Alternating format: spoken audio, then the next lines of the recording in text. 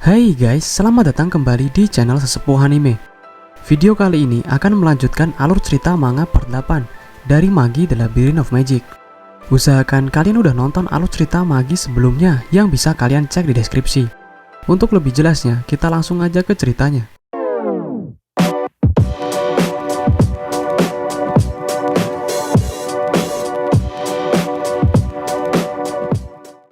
Titus menjelaskan pada Alibaba jika Aladin menghilang bukan karena dia kecelakaan, melainkan karena dia sendiri yang tidak ingin menampakkan dirinya.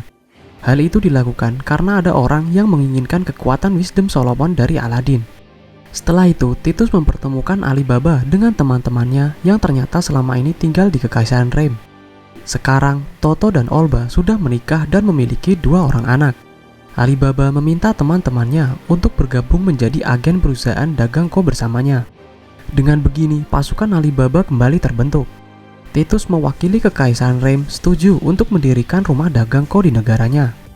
Dengan begini, Alibaba telah berhasil menghubungkan negara-negara besar melalui lingkaran sihir teleportasi. Negara tujuan Alibaba selanjutnya adalah Kekaisaran Partevia yang menjadi pusat dunia. Alibaba dan teman-temannya lalu pergi ke ibu kota Kekaisaran Partevia, Sitefon. Olba dan yang lainnya terkejut melihat kemegahan negara ini. Alibaba menyimpulkan jika Partevia memang memiliki kelas yang lebih unggul dari negara-negara lain.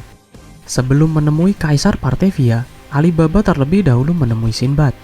Alibaba meminta bantuan Sinbad untuk mengenalkannya dengan pemimpin negara ini. Kaisar Partevia bernama Ceylan Digumenos. Karena Sinbad yang menjadi perantara untuk mempertemukan Ceylan dengan Alibaba, Ceylan langsung menyetujui negosiasi bisnis yang ditawarkan Alibaba. Sebelum pulang ke negara Ko, Alibaba bernegosiasi juga dengan kerajaan Sasan dan kerajaan Artemira. 2 kerajaan ini sekarang dipimpin oleh mantan jenderal kerajaan Sindria. Sasan dipimpin oleh Spartos dan Artemira dipimpin oleh Pisti. Mereka berdua juga setuju untuk berbisnis dengan Kekaisaran Ko. Sepulangnya Alibaba ke negara Ko, dia memberikan kabar gembira jika negosiasi bisnis ke seluruh dunia telah berhasil. Kogyoku dan yang lainnya sangat berterima kasih pada bantuan Alibaba selama ini. Setelah sebulan di mana bahan pangan mulai diproduksi, tiba-tiba perusahaan dagang Ko mendapatkan pesan dari Kaisar Ceylan. Dia memberitahu jika negaranya membatalkan hubungan bisnis dengan Kekaisaran Ko. Bukan hanya Kekaisaran Partevia, semua negara yang telah menjalin kesepakatan sebelumnya memutuskan untuk menolak pembangunan rumah dagang Ko di negara mereka.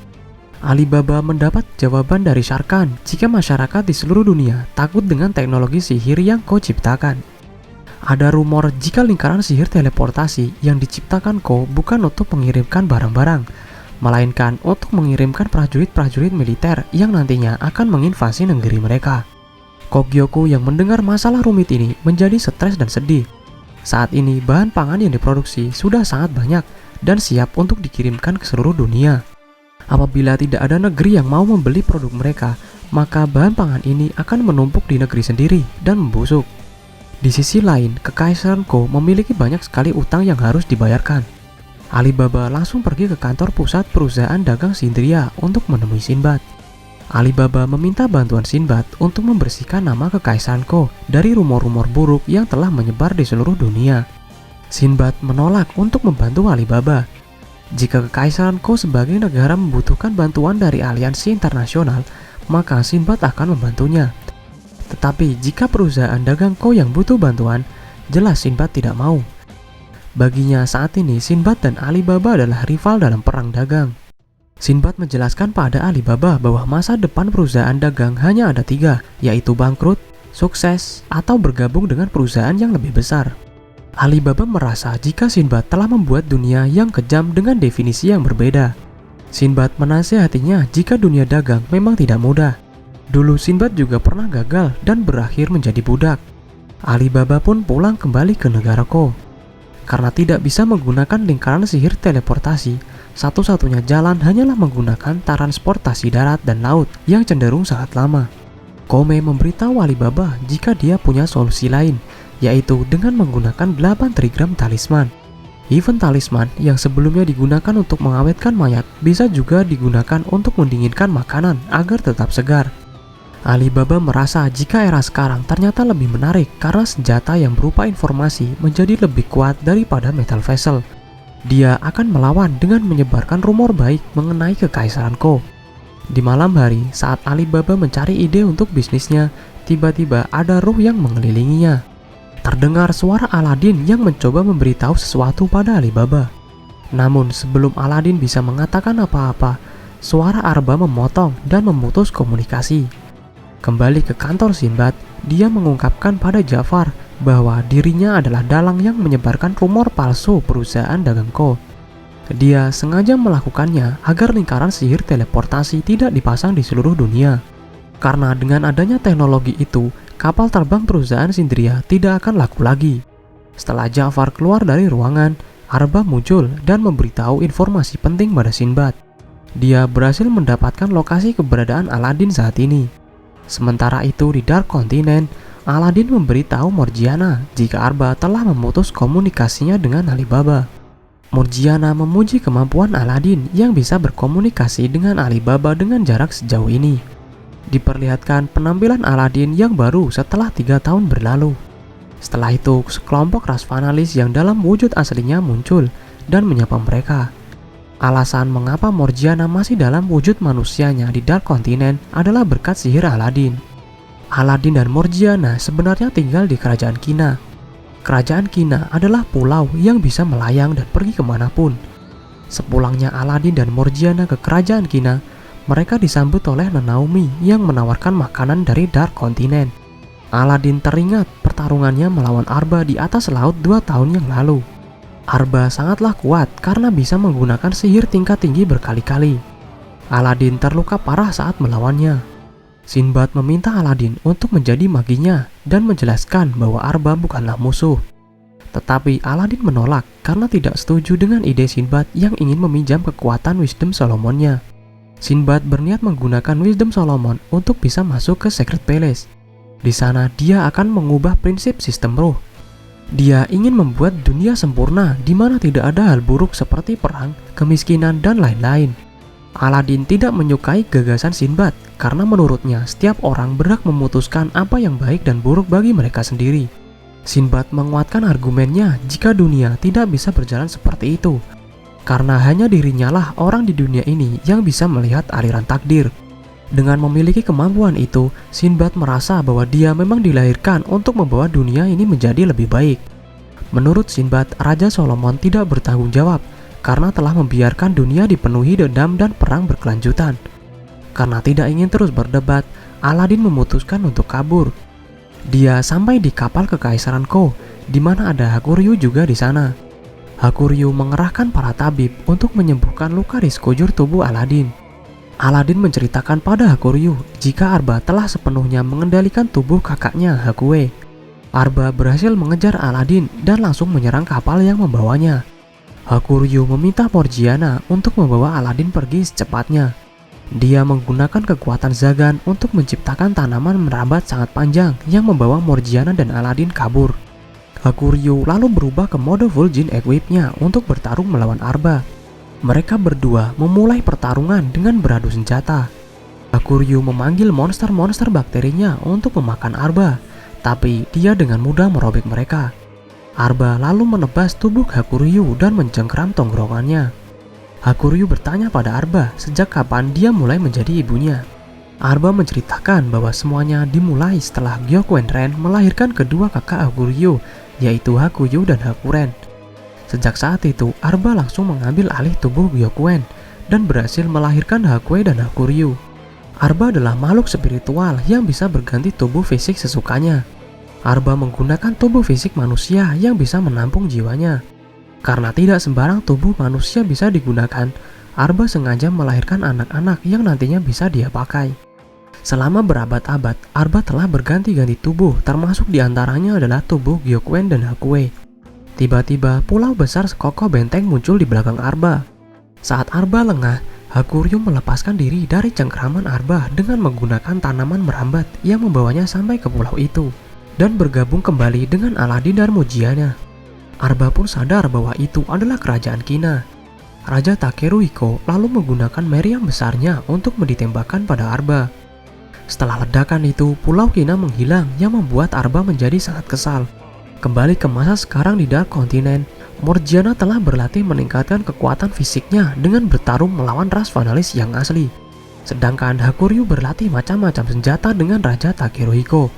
Sebenarnya Pulau Kina bisa bergerak bebas berkat pengetahuan dan sihir Aladin.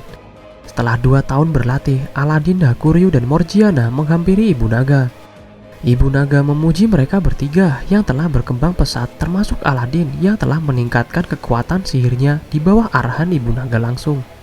Ada alasan kenapa Aladin lebih menyukai Alibaba daripada Sinbad.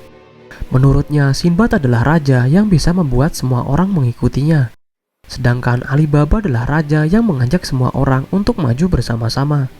Aladin dan yang lainnya sedang dalam perjalanan pulang ke dunia baru dengan menaiki Pulau Kina.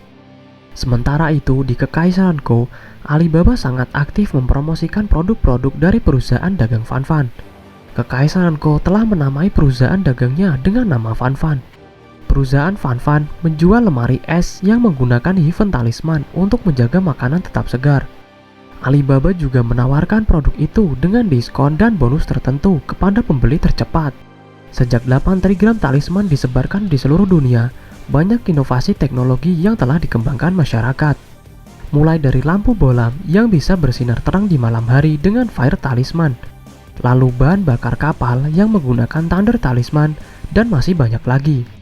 Kekaisaran Ko juga menjual lahan kosong mereka untuk perusahaan dagang luar negeri yang tertarik untuk mendirikan industri di sana.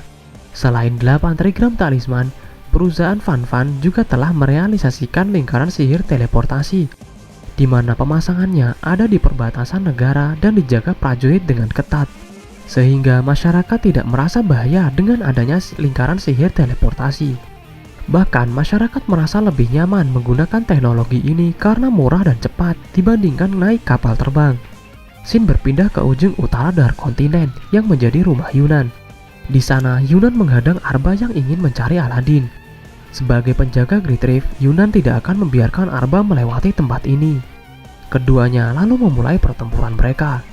Arba mengaktifkan Borg terkuatnya, Borg Al-Sam, dan melancarkan serangan 9 kepala naga. Yunan menggunakan sihir alkimianya untuk menciptakan tembok keras yang bisa menghadang serangan Arba. Sebagai orang yang mahir dalam sihir alkimia, Yunan menggerakkan seluruh partikel di sekelilingnya untuk mengikat pergerakan Arba. Tapi itu tidak cukup karena Arba masih bisa menghancurkan ikatan Yunan. Serangan Arba membuat Yunan menjadi terpental. Arba mengejek Yunan yang hanya menggunakan sihir support saja, dan itu tidak akan cukup untuk bisa menang. Yunan pun menunjukkan sihir ofensifnya yang bisa menciptakan petir di kedua tangannya. Yunan menembakkan petirnya, tapi Arba dengan mudah meninjunya. Yunan lalu menghasilkan beberapa pilar petir dan mengumpulkannya menjadi satu. Yunan menggunakan jurus Extreme Magic elemen petir yang dia copy dari Sinbad. Dia mengirimkan semua petir yang telah menjadi satu itu untuk menyambar Arba. Saking kuatnya ledakan, Borg Arba hancur dan membakar tubuhnya. Gilanya Arba, bahkan di saat kulitnya terbakar, dia malah menangkap petir besar itu. Dia lalu melemparkannya kembali untuk membuat Borg Yunan juga pecah. Arba langsung melompat dari atas dan menerkam bahu Yunan. Yunan menggunakan seluruh magoinya yang tersisa untuk meledakkan tubuh Arba berkeping-keping. Tapi tubuh Arba yang berceceran mulai bergabung kembali menjadi tubuh yang utuh seperti sebelumnya. Yunan tidak bisa berkata apa-apa karena orang yang dilawannya seperti bukan lagi manusia. Karena membunuh Yunan hanya akan membuat ruhnya kembali ke Secret Palace, maka Arba akan mengubahnya menjadi magi yang jatuh dalam kegelapan, seperti Judar. Saat Arba mulai menyalurkan ruh hitamnya kepada Yunan, Aladin dan teman-temannya telah datang. Aladin mendorong Arba agar melepaskan tubuh Yunan. Aladin menghilangkan ruh hitam yang ada di tubuh Yunan. Di saat Aladin masih merawat Yunan, dia meminta Morgiana dan Hakuryu untuk melawan Arba. Arba mengeluarkan 2 tongkat yang dia gunakan untuk melawan Hakuryu dan Morgiana sekaligus. Arba bukan hanya kuat dalam sihir, tapi juga mempunyai gerakan lincah dan fisik yang kuat. Julukan pendekar pedang terkuat Almatoran bukanlah hal yang bisa diremehkan. Hakuryu lalu menunjukkan pada Arba kekuatan barunya. Dengan jurus Zauk Al-Adara, Hakuryu bisa menghancurkan lengan Arba hingga putus. Jurus ini membuat Hakuryu bisa mengendalikan bakteri dari Dark Continent dan flora dari Almatoran untuk menguraikan tubuh fisik Arba. Hakuryu memanfaatkan itu untuk langsung menghajar muka Arba. Morgiana juga menunjukkan kekuatan barunya. Serangan-serangan Arba bisa dihindari Morgiana dengan cepat. Morgiana juga bisa menendang dan meninju Arba dengan keras. Arba tidak percaya gadis kecil yang ada di hadapannya ternyata lebih kuat dan cepat dari dirinya. Morgiana menyadarkan Arba jika julukannya sebagai pendekar terkuat di Almatoran itu ada karena dia belum pernah bertarung melawan ras Vanaleis yang asli. Arba menjadi sangat kesal dan beralih untuk menggunakan sihirnya. Arba menggunakan jurus ala Rakesa yang membuat Hakuryu dan Morgiana tidak bisa bergerak. Setelah itu dia menembakkan sihir tingkat tinggi dari elemen petir dan cahaya. Serangan itu menghasilkan ledakan yang sangat kuat, tapi untungnya Hakuryu dan Morgiana bisa menghindar berkat tanaman Zagan. Karena Morgiana dan Hakuryu sudah tidak sepadan melawan Arba, Aladin pun turun tangan untuk melawan Arba sebagai sesama penyihir. Arba memanggil semua klon boneka penyihir Altamen yang jumlahnya sangat banyak. Extreme Magic adalah sihir terkuat yang bisa dikeluarkan oleh para jin. Para penyihir Altamen jika menggabungkan kekuatan mereka juga bisa mengeluarkan Extreme Magic. Arba berniat untuk memusnahkan Aladin dengan memerintahkan para klon menciptakan 4 Extreme Magic sekaligus. Serangan-serangan itu mengarah pada Aladin, tapi Aladin berhasil membelokkan semuanya ke langit. Sekarang Aladin telah berhasil menguasai jurus ayahnya, Doruf Sabaha, secara penuh. Doruf Sabaha adalah sihir yang memanipulasi hukum psikis, menekan objek, memutarbalikannya, dan bahkan mengakselerasinya. Jurus ini membuat Aladin bisa memanipulasi hukum fisika layaknya seorang dewa. Para klon penyihir Altamen terus menyerang Aladin menggunakan Extreme Magic, baik itu berupa ombak tsunami, gelombang api, bahkan pilar-pilar raksasa yang terbuat dari batu. Tapi semua serangan mereka tidak ada yang mempan dan selalu berhasil dibelokkan oleh Aladin. Tidak ada seorang pun di dunia ini yang bahkan bisa menggores Aladin. Aladin lalu membalas dengan jurus Doruf Luyila yang mengendalikan ribuan batu untuk ditembakkan ke mereka semua dengan kecepatan tinggi. Serangan Aladin langsung meluluhlantakkan semua klon penyihir sampai hancur berkeping-keping. Yunan takjub melihat evolusi Aladin yang telah berkembang menjadi penyihir terkuat di dunia ini. Arba melanjutkan pertarungannya 1 lawan 1 dengan Aladin, tapi sekarang dia sudah bukan tandingannya. Aladin lalu menggunakan sihir alkimia untuk memaksa tubuh spiritual Arba keluar dari tubuh fisik Hakue. Sihir alkimia adalah teknik yang merekonstruksi objek pada level molekul dengan mengganti zatnya. Arba hanya bisa mengendalikan tubuh fisik keturunannya. Itulah kenapa Aladin mengganti struktur tubuh Hakue, sehingga Arba tidak akan bisa mengendalikannya. Tubuh manusia sangatlah kompleks, tapi Aladin bisa menggantinya semudah itu. Yunan benar-benar kagum dengan Aladin. Tubuh spiritual asli Arba ada di dimensi yang berbeda. Selama ini dia hanya mengirimkan setengah tubuh spiritualnya untuk mengendalikan tubuh fisik keturunannya. Tubuh fisik yang dipinjam Arba selalu bisa beregenerasi terus-menerus karena mendapatkan pasukan magoi tidak terbatas dari dimensi lain. Jika tubuh fisik yang dipakai Arba dalam bahaya, seperti halnya saat meledakkan tubuh Yokuen, dia akan mundur ke dimensi lain dan berpindah ke tubuh fisik lainnya. Tanpa mereka sadari, Arba sudah berubah menjadi kalajengking dan menggunakan ekornya untuk menyengat tangan Hakuryu. Arba mencoba untuk masuk ke tubuh Hakuryu, tapi anehnya usahanya gagal.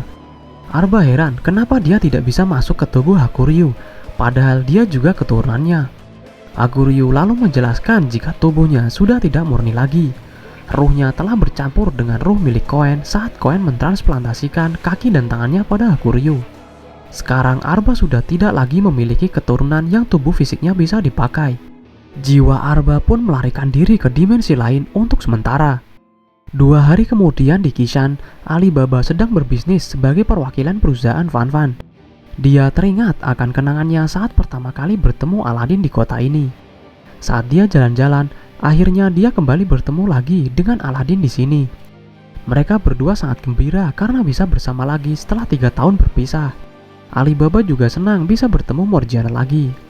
Setelah itu keadaan menjadi canggung saat dia bertemu dengan Hakuryu mengingat apa yang sudah terjadi pada hubungan mereka sebelumnya. Alibaba meminta maaf pada Hakuryu karena telah memotong kedua kakinya. Hakuryu juga meminta maaf karena sudah membunuhnya. Mereka pun berbaikan dan menjadi teman lagi. Mereka berempat lalu minum-minum dan makan bersama sambil menceritakan perjalanan hidup mereka selama ini. Setelah menjalani lika-liku kehidupan dan usianya yang terus bertambah, Alibaba ingin membuat keluarga. Dia lalu melamar Morgiana untuk menjadi istrinya. Morgiana yang juga sudah lama menyukai Alibaba pun menerima lamarannya. Malam harinya Hakuryu berpamitan pada Aladin karena dia akan berpisah untuk mencari Judar. Aladin menghibur Hakuryu jika kedepannya dia pasti akan menemukan wanita yang tepat. Hakuryu menjadi kesal karena dinasehati oleh bocah yang masih puber. Besok paginya Aladin, Morgiana, dan Alibaba pergi ke Kaisaran Koh yang disambut oleh Kogyoku. Selama ini Kogyoku sudah tahu keberadaan Aladin, tapi tidak bisa memberitahu siapapun karena khawatir Sinbad tahu hal itu. Kogyoku merasa bersyukur jika mereka masih selamat. Setelah itu mereka bertiga akan pergi ke kerajaan Heliohab. Aladin menggunakan sihir teleportasi untuk membawa mereka bertiga ke sana. Di sana mereka bertemu dengan Masrur, Yamraiha, dan Sharkan. Mereka bertiga sangat senang melihat kondisi murid-muridnya yang baik-baik saja. Alibaba bercerita jika dia ingin membangun perusahaan dagang sendiri dan meminta Sharkan untuk mendanainya. Sebagai hadiah karena Alibaba akan menikah, Sharkan pun menyetujuinya. Oke, sekian dulu alur cerita manga Magi The Labyrinth of Magic lanjutan anime part 8. Video selanjutnya akan menceritakan tentang perjuangan Sinbad yang ingin menjadi dewa. Jangan lupa untuk like, subscribe, dan komen video ini. Sampai jumpa.